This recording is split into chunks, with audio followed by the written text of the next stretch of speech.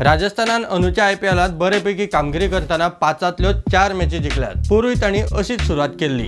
पहिल्या फेजीत ते टॉपार आशिल्ले, मात दुसरे फेजीत सेगीत 6 मॅची वगडायल्ल्यान टॉप 4तल्यान भायर पडिल्ले। अंदू तशी चूक जावची ना हे खातीर ते निश्चितच जतनाय घेतले। आज तांची पंजाब किंग्स आड मॅच। पंजाब किंग्स अजूनय धडपडटा।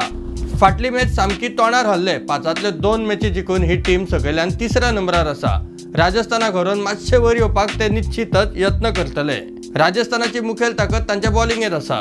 पहिल्या 6 ओव्हरीत ते विरोधी टीमीचे विकेटी खावन मॅच आपले वटेन करतात। पंजाबान ह्यो 6 ओव्हरी बरेपैकी खेळून काडल्यार राजस्थानाक ते धपको दिवंक शकता। बॅटिंगे विशीं उलोवपाचें जाल्यार राजस्थान मातशें संतुलित दिसता।